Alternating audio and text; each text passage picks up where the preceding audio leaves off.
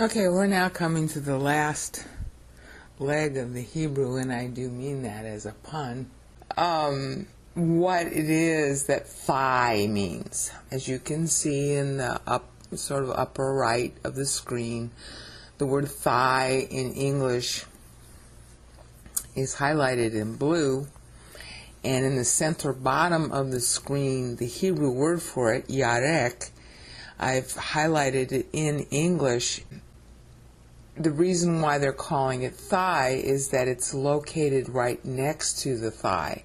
This word yarek is used, it's got a derivative, ya'arik, which means long-lived, in Isaiah 53:10. And that's what finally clued me into what they're getting at here. It's a euphemism.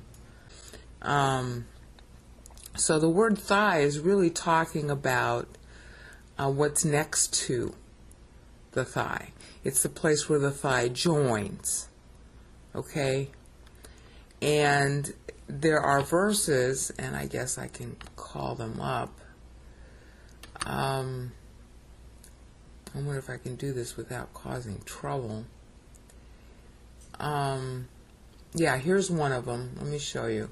Okay, Numbers 5:27 is our passage, but I'm going to minimize the window. Okay, here's one of the words that refers to the same word, yarek, but you'll notice, and here King James translates it, see, loins. All right, see, loins. All right, right here. I knew that was going to happen.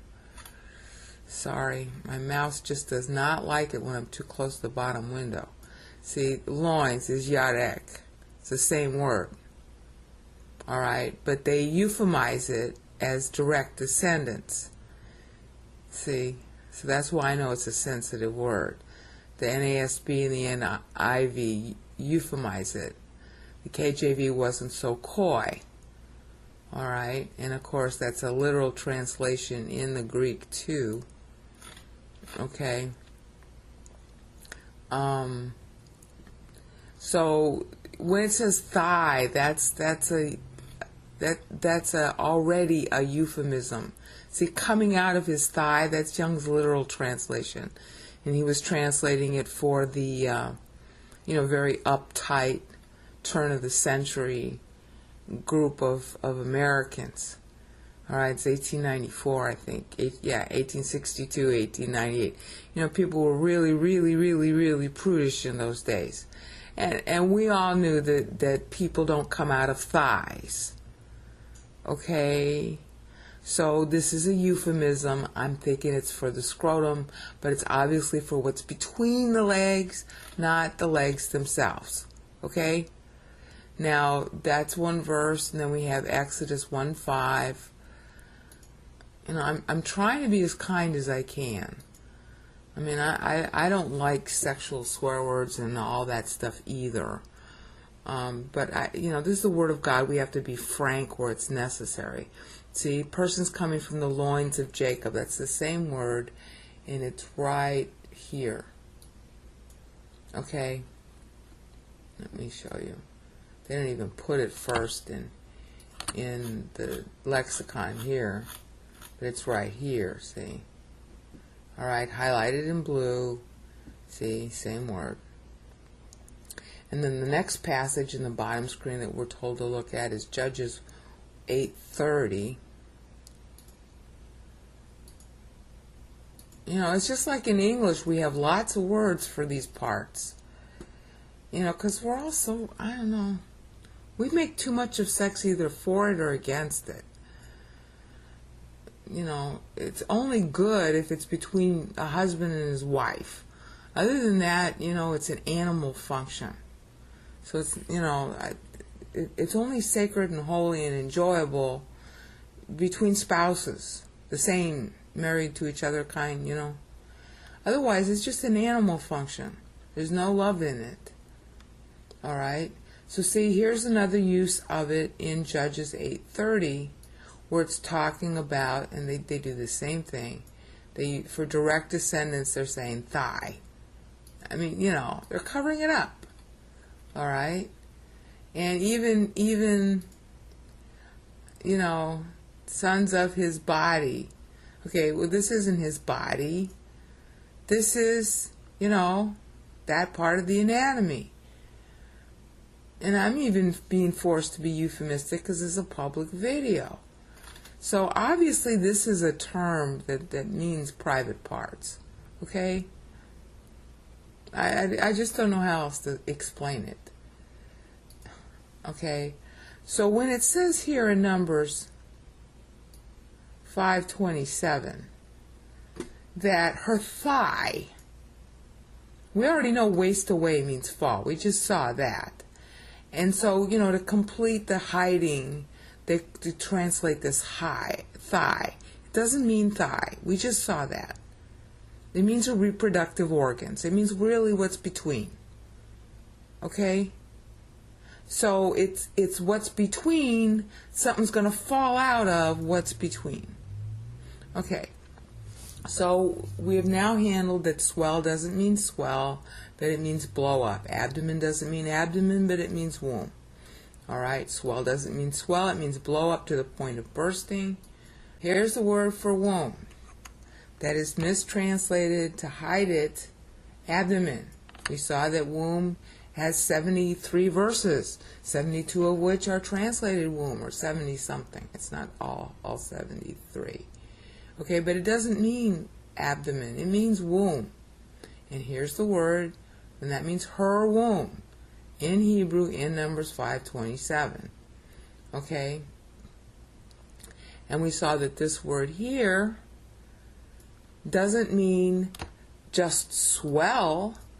It means to swell to the point of blowing up, and we know that because it's translated in Greek with this word, preto. All right, and we saw the lexicons on that at Perseus. Okay, koileon is the Greek word for womb. We're going to be seeing that a lot in future videos, both of these words, beton and koileon. Okay, so swelling up to the point of bursting, not just swell. All right. And that's the womb that does that. Okay, translated here with koilia. All right, that's the first thing that happens. The second thing that happens is a falling, a casting out, a failing, a casting down. And that was translated with diapipto, which means, you know, fall asunder, crumble in pieces, fall, go utterly quite wrong. It's a metaphor for miscarriage. So first you got a swelling up. And then you have a falling down. That's very graphic for a miscarriage. All right?